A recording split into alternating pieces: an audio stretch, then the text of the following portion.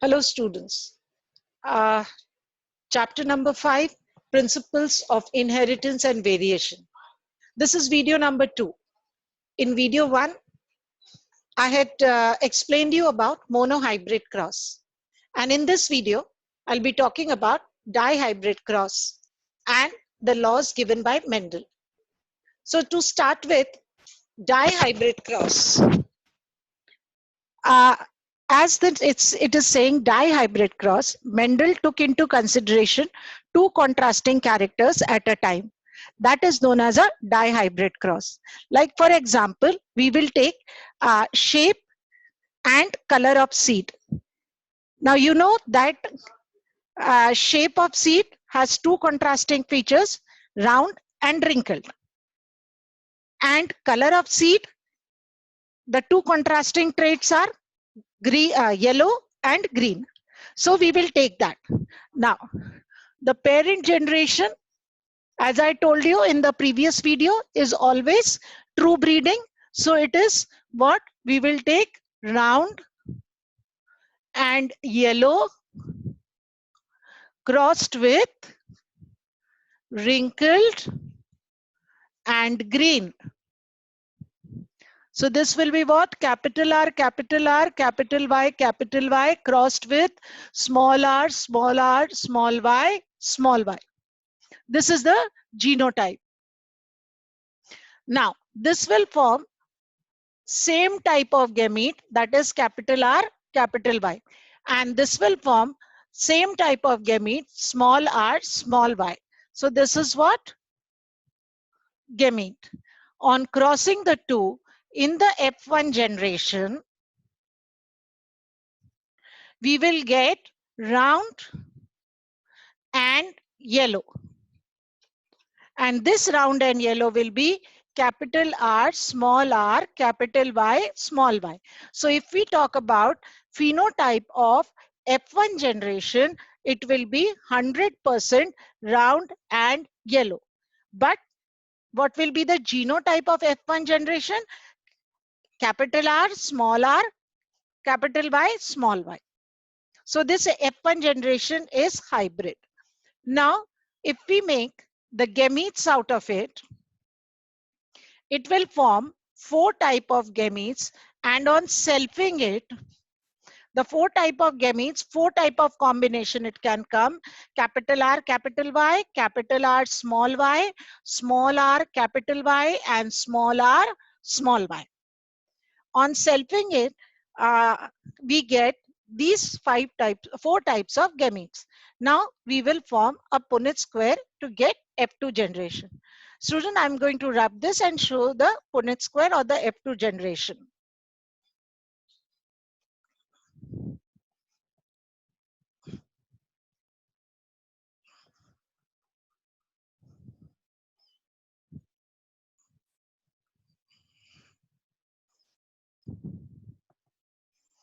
So now I'm making the Punnett square for F2 generation.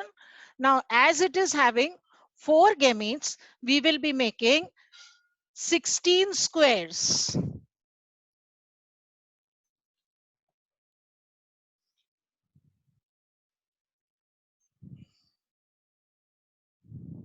If you have not seen my previous video, please do see it.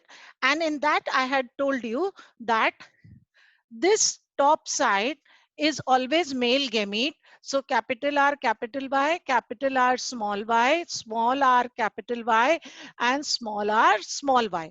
And this vertical side is always the female gamete, capital R, capital Y, capital R, small r, capital Y, and small r, small y.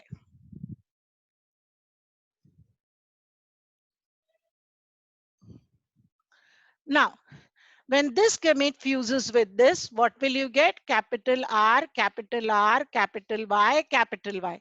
Same way, if this gamete fuses with the second one, capital R, capital Y, small y.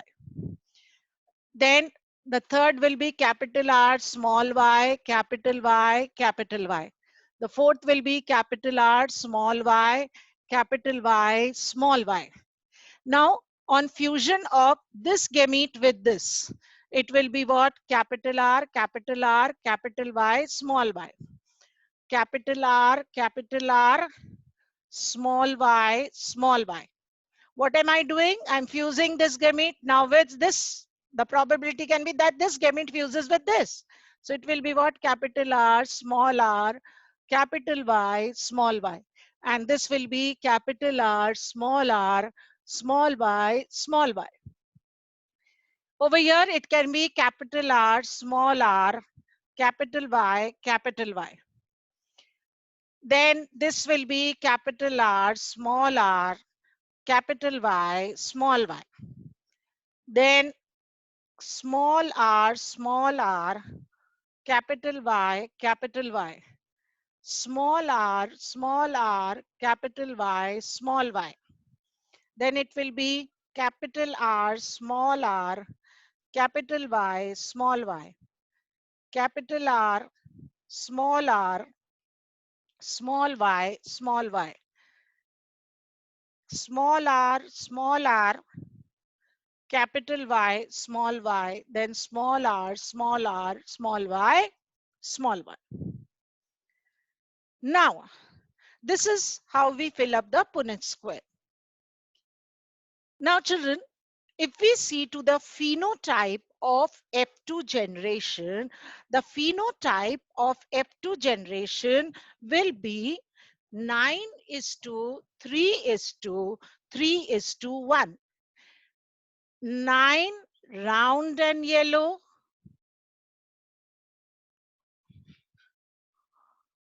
3 round and green,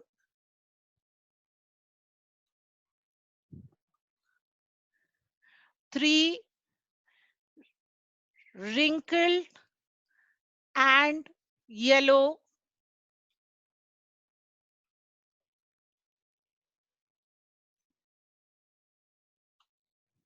and 1 wrinkled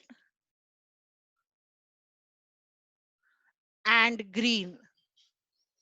So this is what? 9:3:3:1. What is this? This is the phenotype of F2 generation. 9:3:3:1. 9 round and yellow, 3 round and green, 3 wrinkled and yellow, and 1 wrinkled and green. How, children? Even if one capital R is there, it will be round. And even if one capital Y is there, it will be yellow. For round and green, one capital R will be round and both will be small y. Wrinkled and green, two small r, wrinkled and yellow, sorry, capital Y, and the other can be capital or small. And wrinkled and green, two small r and two small y. So if you check from here, it will be 9 round and yellow, 3 round and green, 3 wrinkled and yellow, and 1 wrinkled and green. Now, there is one more way. Let's see if we get it. I told you. I have told you over there. You can see over there. I've told you even if there is one R, capital R, it is round. One capital Y, it is yellow. So let me put a tick mark for round and yellow. Does it come 9? Let's see. See. This is round and yellow, round and yellow, round and yellow, round and yellow, round and yellow, round and yellow, round and yellow, round and yellow. Okay, round and yellow. Now, how many ticks? 1, 2, 3, 4, 5, 6, 7, 8, 9. 9 black ticks. And everywhere you can see at least there is one capital R and one capital Y. The other can be capital R or small r. It will be round. And the other can be capital Y or small y. It will be yellow. Now, okay. Round and green, let me mark it with red. What will be for round and green? It's round, so at least one capital R and both the Y's will be small. So round and green, right? Round and green, 2. Round and green, 3. So there are 3 reds. Now let me take green color for wrinkled and yellow. See, this is wrinkled and yellow. Because it's wrinkled, wrinkled is recessive, so it will be 2 small r's. And yellow, so at least 1 capital Y. So this is wrinkled and yellow, wrinkled and yellow, wrinkled and yellow. And this is what?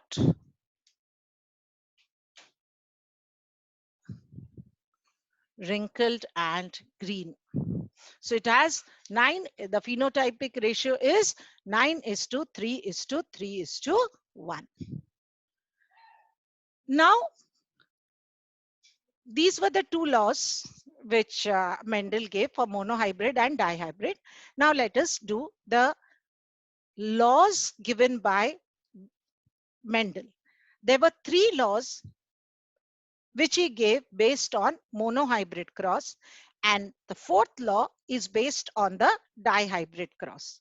So let us do the first 3 laws, that is based on monohybrid cross.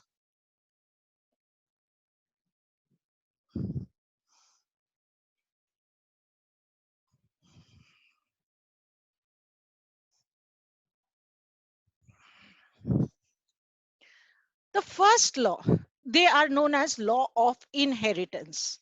Okay, let me write it down with green. What are they known as? Law of inheritance.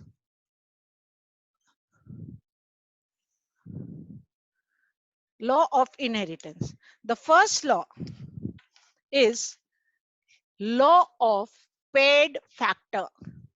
First law is law of paired factor.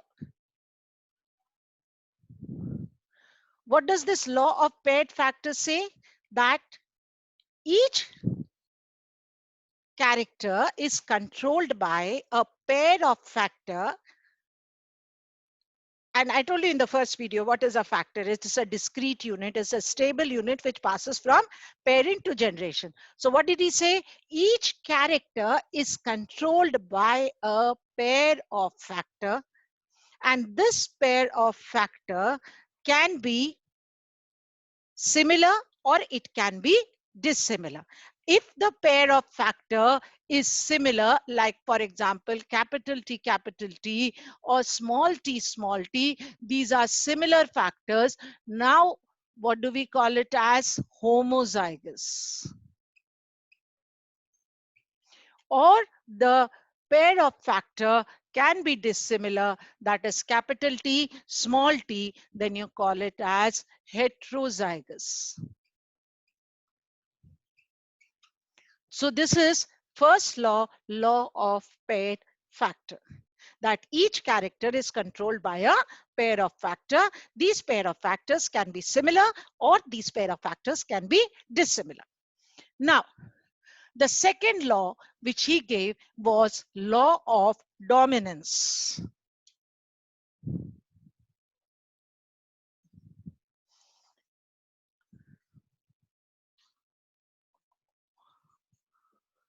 What does law of dominance state? It says if the factors are dissimilar, I'll write it down first.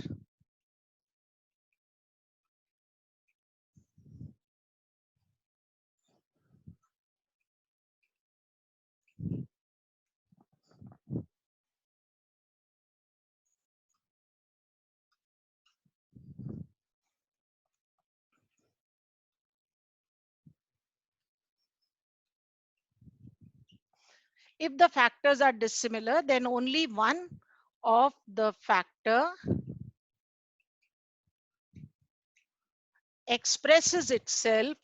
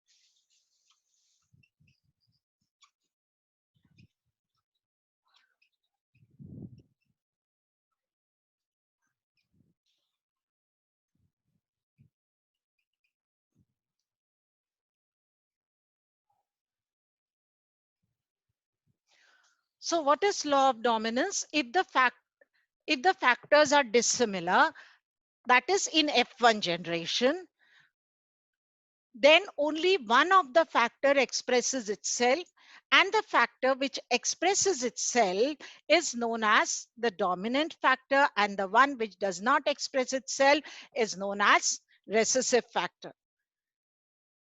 Just now you also, I have shown you the dihybrid cross, and in the dihybrid cross, in the F1 generation, you saw we got capital R, capital Y, small y. It was dissimilar, and only it was showing round and yellow. So the dominant are round and yellow are dominant, wrinkled and green are recessive. So this is the second law, that is the law of dominance. Now let's talk about the third law.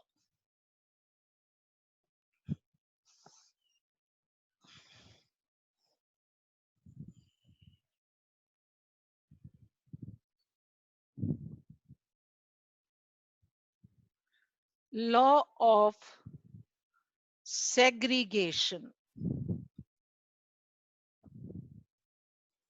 The third law says law of segregation. Let me write this law and then I'll explain you.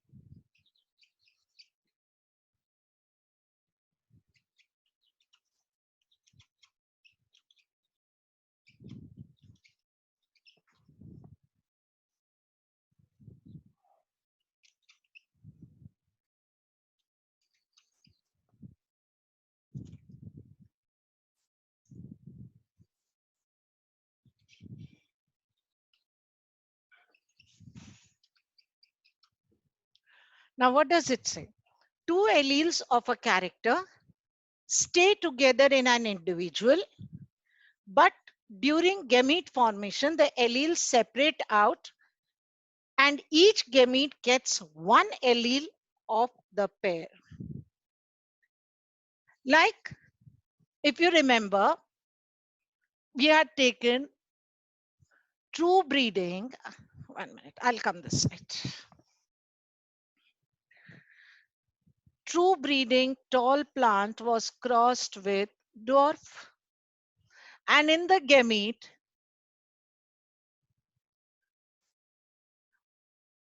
only one of the factors were present in the gamete.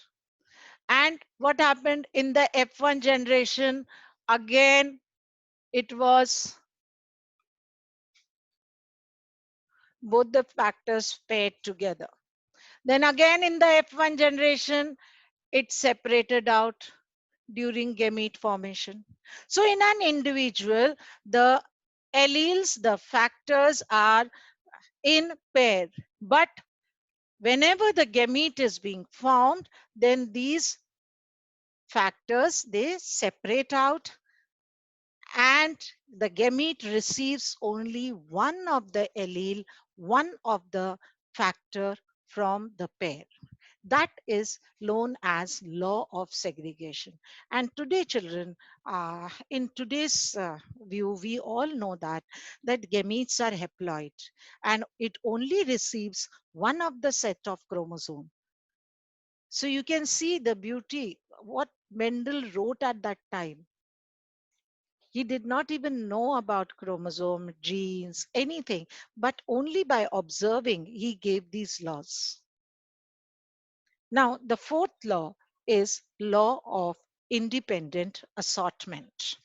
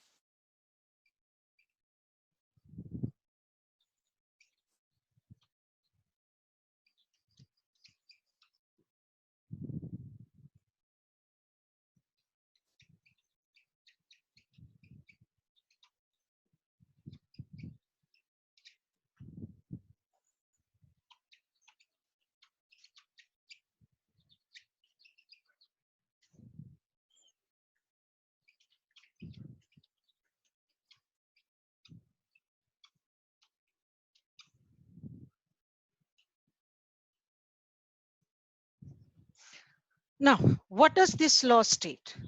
This law is stating, according to this law, the two pairs of traits separate independently of each other during gamete formation and get randomly rearranged into the offspring, producing both parental and new combination of traits. Students, just now we had done the dihybrid cross. And in the dihybrid cross, if you remember, we had taken round and yellow, crossed with wrinkled and green. These were the two parental type.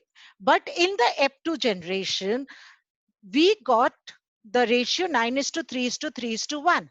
9 round and yellow, 1 round wrinkled and green. These two were parental combinations. We got two parental combinations in the ratio of 9 and 1. But we got two new combinations, that is round and green and wrinkled and yellow. How do we get the two new combination? Getting these two new combination itself shows that round and yellow are not dependent on each other. Or same way, wrinkled and green is not dependent on each other. During gamete formation, they randomly combine with each other. So that's why during gamete formation, if you remember, capital R came with capital Y, but there was a probability where capital R also could come with small y. Same way, small r came with capital Y or small r came with small y. What does this show? This itself shows that both the traits, they segregate independent of each other. They are not dependent on each other. Children, you think it the other way around. If round was dependent on yellow, could you ever get round and green? No. फिर तो जहां जहां round होता वहां वहां yellow होता. Same way, wrinkled and green are not dependent on each other. They segregate out independently, and that's why you got wrinkled and yellow combination also. So these were the 4 laws given by Mendel. This is known as Mendel's law of inheritance. Now, very quickly, we will be doing one more thing, that is the test cross. Now, children, when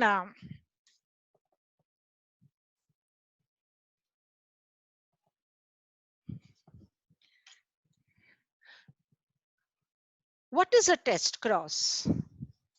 In case if we want to find out the genotype of a dominant character, then the genotype of a dominant character, dominant trait rather I should say, can be determined by test cross. Like for example, you have a tall plant and you want to find out the genotype of this tall plant. The genotype of this tall plant can be capital T, or it can be capital T, small t. So what do? This tall plant, we cross it with the dwarf plant. To find out the genotype of the dominant plant, we always cross it with its recessive plant. So small t, small t. Let me take this tall, suppose its genotype is, first case, let me take first case, let its genotype be capital T, capital T. In this case, it will form one type of gamete, capital T. This will form only one type of gamete. And then the F1 generation will be all tall, but the genotype will be capital T, small t.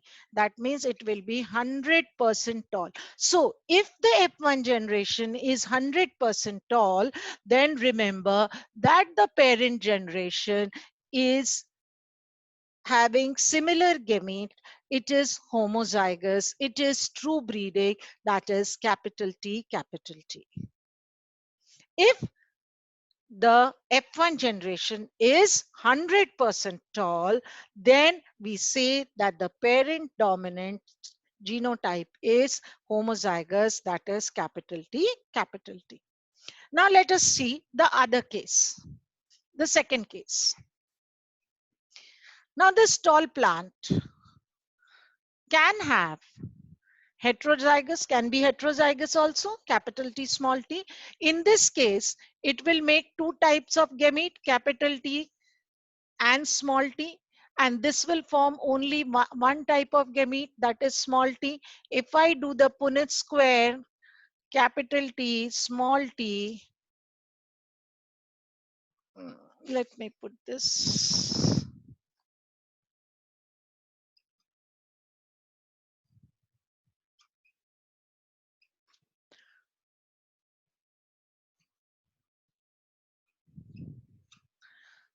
So look here, we will get two tall plants and two dwarf plants. That means we will get 1:1 ratio.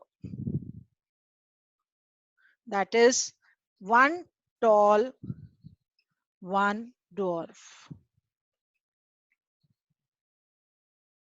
So if we get this ratio of 1:1, then we say that the parent plant is heterozygous, the parent plant is not homozygous. I hope so it is clear to you. In video number 3, we'll be now then talking about incomplete dominance, codominance, and the different type. This was what Bendel had given. Now from next video, we will be seeing what are the exceptions. There are some exceptions because, you know, the biodiversity is enormous, huge. So exceptions can be there. So we'll be studying those exceptions. Thank you.